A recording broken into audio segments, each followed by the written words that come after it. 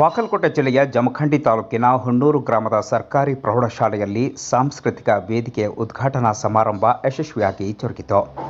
August 14ರ ಮಧ್ಯಾಹ್ನ 12 ಗಂಟೆ ಸಂದರ್ಭ ಜಮಖಂಡಿ ತಾಲೂಕಿನ ಹುಣ್ಣೂರು ಗ್ರಾಮದ ಸರ್ಕಾರಿ ಪ್ರೌಢಶಾಲೆಯ 1998-99ನೇ ಸಾಲಿನ 7ನೇ ಹಾಗೂ 2001-2002ನೇ ಸಾಲಿನ SSLC ವಿದ್ಯಾರ್ಥಿಗಳ ವತಿಯಿಂದ ನಿರ್ಮಿಸಿದ ಸಾಂಸ್ಕೃತಿಕ ವೇದಿಕೆ ಕಾರ್ಯಕ್ರಮ ಯಶಸ್ವಿಯಾಗಿ ಉದ್ಘಾಟನೆಗೊಂಡಿತು. ಕಾರ್ಯಕ್ರಮದ ದಿವ್ಯ ಸಾನ್ನಿಧ್ಯವನ್ನು ವಹಿಸಿದ ಓಲೆಮಠದ ಶ್ರೀ ಆನಂದ ದೇವರು ಮತ್ತು SDMC ಅಧ್ಯಕ್ಷ ರಮೇಶ್ ಹಳಮನಿ, ಕ್ಷೇತ್ರ ಶಿಕ್ಷಣಾಧಿಕಾರಿ ಅಶೋಕ್ ಬಸನ್ನವರ್, ಶಿಕ್ಷಣ ಸಂಯೋಜಕ ಸಂಗಮೇಶ್ ವಿಜಯಪುರ, ಮುಖ್ಯೋಪಾಧ್ಯಾಯ ಸಂತೋಷ್ ತಳಕೇರಿ, ಶಿಕ್ಷಕರಾದ KM Pujar, Lingananda Gavimath, KB Math, SG ಕೊಕ್ಕಣ್ಣವರ್, BAS Kambar, SK ಕಳ್ಳಿಮಠ್, Mantesh ಮಾಗಿ, ಮುರಳೀಧರ್ ದೇಶಪಾಂಡೆ, YD ಮನಗುಳಿ, ಹಳೆ ವಿದ್ಯಾರ್ಥಿನಿ ಸವಿತಾ ಕಡಪಟ್ಟಿ ಸೇರಿದಂತೆ ವೇದಿಕೆ ಮೇಲಿನ ಗಣ್ಯರು ಜ್ಯೋತಿ ಬೆಳಗಿಸುವ ಮೂಲಕ ಕಾರ್ಯಕ್ರಮಕ್ಕೆ ಚಾಲನೆ ನೀಡಿದರು. ತದನಂತರ ಕ್ಷೇತ್ರ ಶಿಕ್ಷಣಾಧಿಕಾರಿ ಅಶೋಕ್ ಬಸನ್ನವರ್, ಶಿಕ್ಷಕರಾದ ಲಿಂಗಾನಂದ ಗವಿಮಠ್ ಸೇರಿದಂತೆ ವೇದಿಕೆ ಮೇಲಿನ ಗಣ್ಯರು ಕಾರ್ಯಕ್ರಮವನ್ನು ಉದ್ದೇಶಿಸಿ ಮಾತನಾಡಿದರು. ಓಲೆಮಠದ ಶ್ರೀ ಆನಂದ ದೇವರು ಆಶೀರ್ವಚನವನ್ನು ನೀಡಿದರು. ಕಾರ್ಯಕ್ರಮದಲ್ಲಿ ಪ್ರಾಸ್ತಾವಿಕವಾಗಿ ಹಳೆಯ ವಿದ್ಯಾರ್ಥಿನಿ ಸವಿತಾ ಕಡಪಟ್ಟಿ ಅವರು ಮಾತನಾಡಿದರೆ, ನಿರೂಪಣೆಯನ್ನು ಚಿದಾನಂದ ಜಡಿಮಠ್ ಮಾಡಿದರು. ಸ್ವಾಗತವನ್ನು ಮುಖ್ಯೋಪಾಧ್ಯಾಯ ಸಂತೋಷ್ ತಳಕೇರಿ ಅವರು ನೆರವೇರಿಸಿದರು. ಈ ಕಾರ್ಯಕ್ರಮದಲ್ಲಿ 1998, 99 ಹಾಗೂ 2001, 2002ನೇ ಸಾಲಿನ ವಿದ್ಯಾರ್ಥಿಗಳು ಹಾಗೂ ಶಾಲಾ ಶಿಕ್ಷಕರು, ವಿದ್ಯಾರ್ಥಿಗಳು ಭಾಗಿಯಾಗಿದ್ದರು. ಲೆಸನ್ ಪ್ಲಾನ್ ಬರೆದಿದ್ರಿ, ಏನಂತ ರಕ್ತ ಮತ್ತು ರಕ್ತದ ಘಟಕಗಳ ಬಗ್ಗೆ ಹೇಳಬೇಕಾಗಿತ್ತು.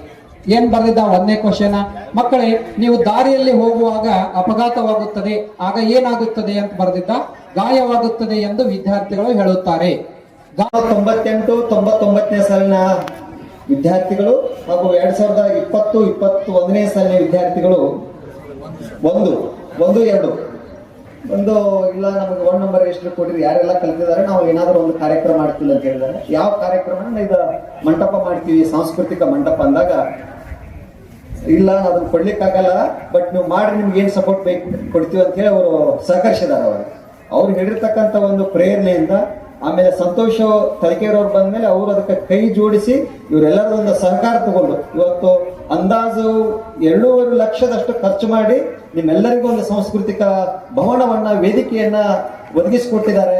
ಈ ಎಲ್ಲ ಹಳೆಯ ವಿದ್ಯಾರ್ಥಿಗಳಿಗೆ ನಾನು ಇಲಾಖೆ ವತಿಯಿಂದ ಅತ್ಯಂತ ಹೃದಯಪೂರ್ವಕವಾಗಿರ್ತಕ್ಕಂಥ ಕೃತಜ್ಞತೆಗಳನ್ನ ಹೇಳಲಿಕ್ಕೆ ಇಷ್ಟಪಡ್ತಾ ಇದ್ದೀನಿ. ಕಾರಣ ನಾವು ಇವತ್ತು ಕೂಡ ನಮ್ಮ ಮನೆಯಲ್ಲಿ ಮಗುವಿಗೆ ಒಂದು 100 ರೂಪಾಯಿ ಕೊಡ್ಬೇಕಾದ್ರೆ ಯಾಕೆ ಅಂತ ಹೇಳಿ ಒಂದು 4 ಸರಿ ಕೇಳ್ತೀವಿ, ಯಾಕೆ ಬೇಕು, ಏನು ಖರ್ಚು ಮಾಡ್ತೀವಿ ಅಂತ ಹೇಳ್ಬಿಟ್ಟು. ಹಣ ಅಂದ್ರೆ ಬೇರೆ ಏನೂ ಅಲ್ಲ, ನಮ್ಮ ಬೆವರಿನ ಒಟ್ಟು ಮೌಲ್ಯ ಮತ್ತು ನಮ್ಮ ರಕ್ತದ ಒಟ್ಟು ಮೌಲ್ಯವೇ ಹಣ ಆಗಿರ್ತದೆ. ಅದನ್ನೆಲ್ಲ ಅವರು ತಮ್ಮ ವೈಯಕ್ತಿಕ ಕೆಲಸ ಕಾರ್ಯಗಳನ್ನ ಬದಿಗೊತ್ತಿ, ನಾ ಕಲ್ತಿರ್ತಕ್ಕಂಥ ಶಾಲೆಗೆ ನಾನೇನಾದ್ರೂ ಮಾಡ್ಬೇಕಂತಕ್ಕಂಥ ಒಂದು ಉಮೇದಿದಿಂದ ಅವ್ರೇನು 3 Tಗಳನ್ನು ಕೊಟ್ಟಿದ್ದಾರೆ. ಒಂದು ಟ್ಯಾಲೆಂಟ್, ಒಂದು ಟೈಮ್ ಅಂಡ್ ಟ್ರೆಜರ್, 3 ಕೊಟ್ಟಿದ್ದಾರೆ. ಟೈಮ್ ಅಂದ್ರೆ ಅವರೆಲ್ಲ ನಿತ್ ಮಾಡ್ಬೇಕಿಲ್ಲ, ಸಮಯ ಕೊಡ್ಲಿಕ್ಕೆ ಯಾರಿಗೂ ಸಾಧ್ಯವಿಲ್ಲ. ಈಗ ಅಷ್ಟು ನಮಗೆ ಟೈಮ್ ಬಹಳ ಪ್ರೆಸಿಯಸ್ ಇದೆ ಮತ್ತು ವ್ಯಾಲ್ಯೂಬಲ್ ಇದೆ. Time doesn't permit to go through anyway, ಏನೇನು ಮಾಡ್ಲಿಕ್ಕೆ ಸಾಧ್ಯ, ಅಷ್ಟು ಬಿಸಿ ಶೆಡ್ಯೂಲ್ ಇದೆ.